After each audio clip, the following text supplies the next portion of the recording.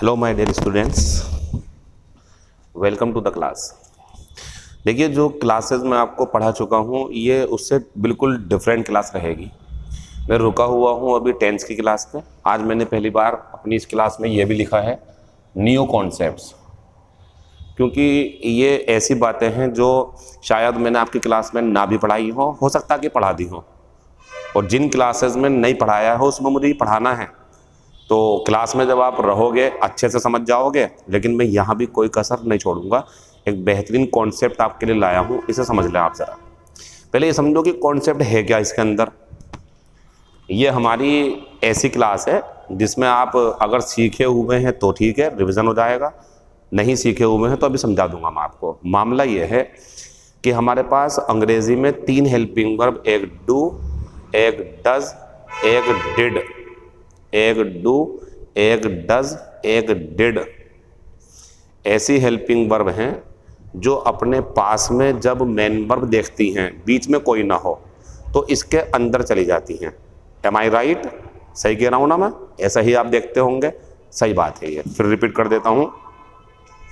जब main verb के पास में डू, डज, डिड हो और बीच में कुछ ना हो, सब्जेक्ट ना हो, नोट ना हो, इस तरीके से, तो आप जानते हैं फिर ये इसके अंदर जाती है और डज निकाल देती है बाहर, या सेकंड फॉर्म बन जाती है, और डू जाती है तो फिर फर्स्ट फॉर्म ही दिखती है, कुछ नहीं दिखता फिर उसमें। ये बात आप जानते होंगे। अब ये नई बात आपके लिए बता दूं कि ये मेन वर्ब से पहले डू का, डज का, डिड का इसके पास में होना, बीच में कोई ना हो, तो ये असर्टिव सेंटेंस और इंपेरेटिव सेंटेंस, कितने जगह? 2। असर्टिव सेंटेंस और इंपेरेटिव सेंटेंस में अगर मेन वर्ब के साथ डू या डज या डिड, ज़रूरत के हिसाब से डू या डज या डिड पास में रखी हुई हैं, तो इसे अंदर ले जाने की ज़रूरत नहीं होती है। शर्त यह है कि सेंटेंस असर्टिव हो या सेंटेंस इंपेरेटिव हो, तो ये काम भी सही है। और अंदर होती अगर तो वो काम भी सही होता, लेकिन ये भी काम सही है। मीन्स डू को, डज को, डिड को मेन वर्ब से बाहर पास में बीच में कुछ ना हो रखा जा सकता है, लेकिन सिर्फ 2 जगह, एक असर्टिव सेंटेंस में और एक इंपेरेटिव में। अब एक दूसरा पहलू जान लो आप। लेकिन ये काम जो मैं दिखा रहा हूँ आपको, ये पॉसिबल सिर्फ असर्टिव और इंपेरेटिव में है, लेकिन ये इंटरोगेटिव में पॉसिबल नहीं है। सर, इस बात का क्या मतलब हुआ? This is the concept of the day. ये आज का कॉन्सेप्ट है हमारा। फिर सुनो, असर्टिव सेंटेंस हो या इंपेरेटिव सेंटेंस हो, मेन वर्ब की फर्स्ट फॉर्म हो, जैसे प्ले या गो या डांस या टीच, और यहाँ रखा हुआ does teach, does go, do go, did go, did play, इस तरीके से, तो ये सही माना जाएगा। लेकिन किस में? असर्टिव और इंपेरेटिव में। और इनके बारे में फिर ये कहा जाएगा कि ये एम्फेटिक हेल्पिंग वर्ब का काम कर रही हैं। किसका बच्चों? एम्फेटिक हेल्पिंग वर्ब का। एम्फेटिक हेल्पिंग वर्ब का काम कर रही हैं, जोर दे रही हैं वहां पे, ये रिक्वेस्ट कर रही हैं, इस टाइप की बातें होंगी। अब एक दूसरा पहलू जान लो जो आपको काटना है अगर पेपर में आता, तो वो क्या है? अगर ये काम मेन वर्ब की फर्स्ट फॉर्म और पास में डू, डज, डिड है, बीच में कुछ नहीं है, तो वहां तो चल जाएगा असर्टिव और इंपेरेटिव में, लेकिन इंटरोगेटिव में ये नहीं चलेगा। नोट करो इसे कि डू, डज, डिड हो और पास में मेन वर्ब की फर्स्ट फॉर्म हो, तो इस तरीके से इसका बाहर निकलना पॉसिबल नहीं है इंटरोगेटिव सेंटेंस में। असर्टिव में हो सकता, इंपेरेटिव में हो सकता। भाई इतनी सी बात है, बोर्ड पे देख लो आप क्या होने वाला। आप बताइए, इरियाना, ये नाम है कोई अंग्रेजी, सब्जेक्ट हो गया, फिर रीच में मैंने डज लगा रखा, ऑफिस ऑन टाइम, तो ये तो सही होता हमारा, ये तो खूब देखते हो आप। इरियाना ऑफिस समय पर पहुंच जाती है, असर्टिव सेंटेंस है। डज को इन्होंने पहले से ही अंदर कर रखा और ये तो करते ही हैं, ये तो पहले की बातें हैं आपके लिए, बढ़िया सेंटेंस है। अब दूसरे वाले पाओ, इरियाना, फिर डज और रीच। आप ये देखो, मेन वर्ब की फर्स्ट फॉर्म और पास में डज रखा हुआ है, इस तरीके से, इसे कह रहा हूं मैं। अब आप इस सेंटेंस को देखो ध्यान से और बताओ क्या ये इंटरोगेटिव है या असर्टिव है? आपका जवाब ये तो है, असर्टिव है। तो मेरा जवाब ये है कि ये सेंटेंस सही है। आपको डज टीच का डज रीच का रीचेज करने की कोई ज़रूरत नहीं है। आप इस सेंटेंस को नो एरर कर दें और आंसर की हिंदी ऐसे बोलें आप, इरियाना ऑफिस समय पर पहुंचती तो है, तो लगा दो आप। सर इसका मतलब emphatic do, emphatic does, emphatic did अपनी मेन वर्ब के ऊपर प्रेशर डालते हैं, एम्फेसिस करते हैं, स्ट्रेस देते हैं, भाई होता तो है काम। ये मीनिंग बन जाता जब ये बाहर होते हैं मेन वर्ब के। तो यहाँ सिंपल सा मीनिंग इरियाना ऑफिस समय पर पहुंचती है, और यहाँ मीनिंग इरियाना ऑफिस समय पर पहुंचती तो है। बढ़िया सेंटेंस।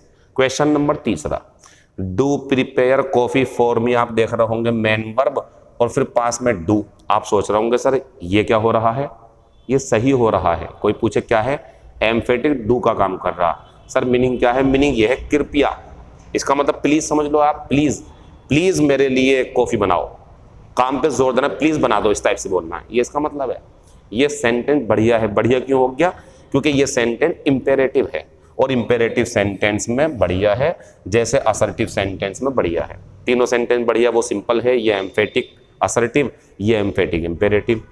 ये है वो क्वेश्चन जो मैं कह रहा हूँ होना नहीं चाहिए अगर एम्फेटिक बने तब। अब ये बताओ, ये डज प्रिपेयर बीच में कुछ है क्या इसके, कुछ नहीं है। और सेंटेंस ये असर्टिव है क्या, ना। इंपेरेटिव है क्या, ना। कैसा है, इंटरोगेटिव। बस ये काम नहीं करना आपको। अब आपको क्या करना पड़ेगा इसमें, प्रिपेयर्स, इस अंदर करना पड़ेगा आपको। एक नंबर मिल गया आपको। Who prepares food. बात आती है सर इसमें क्यों नहीं हो पा रहा ये काम, क्या ये हम रट लें, नहीं, समझ लेते हैं इसे। मेरा सवाल 2 बार है आपसे, खाना कौन बनाता है। मुझे लग रहा है ये हम बोलते हैं, सुनते हैं, यही बढ़िया है, लेकिन कभी आपने ऐसा सुना खाना कौन बनाता तो है, तो लगा दोगे आप बीच में इंट्रोगेटिव में, खाना बनाता कौन तो है, खाना कौन बनाता तो है, गलत बात है, तो नहीं लग पाएगा। एम्फेसिस नहीं करना हमें यहाँ पे, इसलिए आप ये काम नहीं कर सकते। 1 नंबर मिल गया आपको, ये काम कर दो आप। जरा क्वेश्चन नंबर 5 देखना अब आप। Home does she hat. आप बताओ बीच में क्या है, सब्जेक्ट, हैट अलग, डज अलग। मेरा सवाल है आपसे, क्या ये एम्फेटिक वाला काम कर रहा, ना। एम्फेटिक का काम कब करता, जब ये ऐसा होता, बीच में कुछ ना होता। अब एम्फेटिक है, अब तो ये सिंपल है बच्चों। Question word, helping verb, subject और मेन वर्ब, सिंपल सा फॉर्मूला इंट्रोगेटिव का, कोई भी गलती नहीं है। क्या करूँ इसमें मैं, आपको इसे अंदर तो नहीं डालना, नहीं, ये यहाँ करेंगे क्योंकि पास में थी इंट्रोगेटिव में, यहाँ गलत है। और वह क्यों नहीं करेंगे, क्योंकि असर्टिव में वहाँ चल जाएगा। तो होम डज शी हैट, वो किससे नफरत करती है, इसका मतलब ये है। फिर आते हैं व्हाट डिड अट्रैक्ट यू। बीच में कुछ नहीं है, इंट्रोगेटिव सेंटेंस है, ये काम नहीं हो पाएगा। अट्रैक्टेड यू, तुम्हें किस चीज ने आकर्षित किया, ये इसका मतलब है। बीच में कुछ नहीं था ना इंट्रोगेटिव में, ऐसा पॉसिबल नहीं है, अंदर करना पड़ेगा आपको उसे।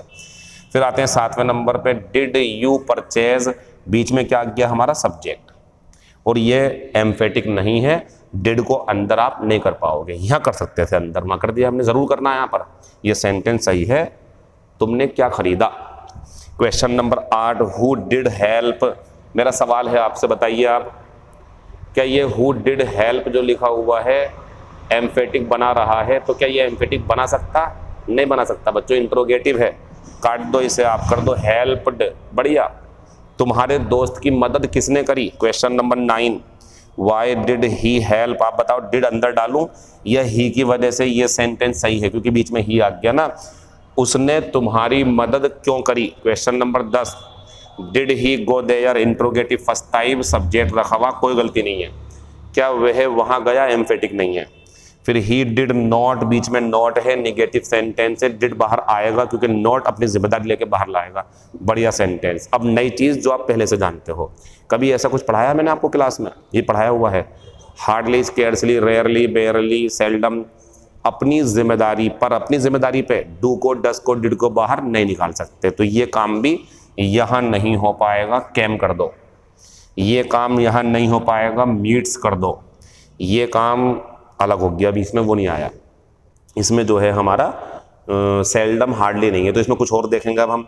अब आप बताइए, डिड इम्प्रेस। डिड और इम्प्रेस लगा हुआ है, बीच में कुछ है क्या, नहीं है, इंट्रोगेटिव सेंटेंस है, गलत बात है, कर देंगे इम्प्रेस्ड, क्या समझा रहा आपका टीचर? आपका टीचर ये समझा रहा कि मेन वर्ब के साथ में डू डज डिड दिया है तो कहाँ सही है और कहाँ गलत है। 3 पॉइंट नोट कर लें आप।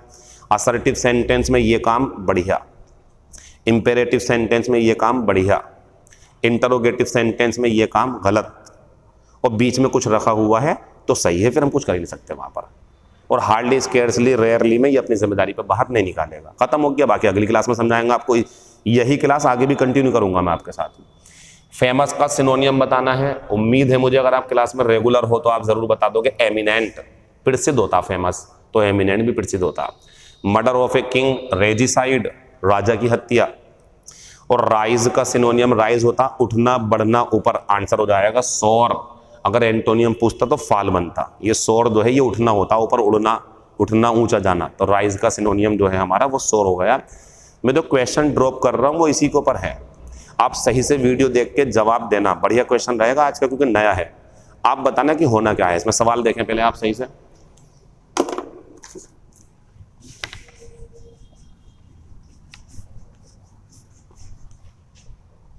क्वेश्चन है हमारा आपके लिए, विच गर्ल और डिड और ही और लाइक। क्वेश्चन नंबर पहला।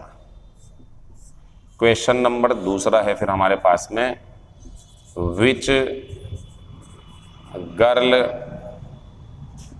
और डिड और लाइक और हिम और क्वेश्चन मार्क। आप इसे देख लो और आप इसे देख लो। डिसीजन आपको लेना है। जवाब देने का तरीका आपका ये है, ऐसे लिखना है आपको, यही तरीका है, हम ऐसे ही पढ़ाते हैं, यही हमारा तरीका है।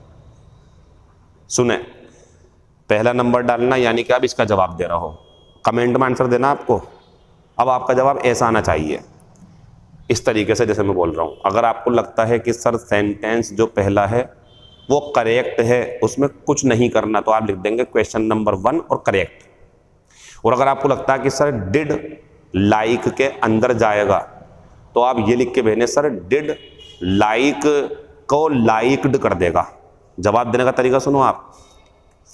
क्वेश्चन नंबर पहले का आंसर आपको देना तो नंबर 1 लिखना कमेंट में और लिख देना। अगर आपको लगता करेक्ट है तो करेक्ट लिखना, और अगर आपको लगता नहीं सर करेक्ट नहीं है, लाइक्ड होगा, तो इतना लिख देना सर लाइक्ड होगा। सेम क्वेश्चन दूसरा भी है। आपको लगता है कि सर दूसरा क्वेश्चन मेरा सही है तो लिख देना करेक्ट, कुछ नहीं करना आपको इसमें, अगर आपको लगता है ऐसा। और आपको लगता है नहीं सर इसमें लाइक्ड होगा तो फिर लिखना लाइक्ड होगा। समझ गए जवाब देने का तरीका? क्वेश्चन नंबर पहले पे या तो लिखो करेक्ट या लिखो लाइक्ड होगा। क्वेश्चन नंबर दूसरा या तो लिखो करेक्ट या लिखो लाइक्ड होगा। बड़ा मजा आएगा इसमें। कमेंट में इंतजार करूंगा, बाकी बातें बाद में होंगी। Thank you, all the best.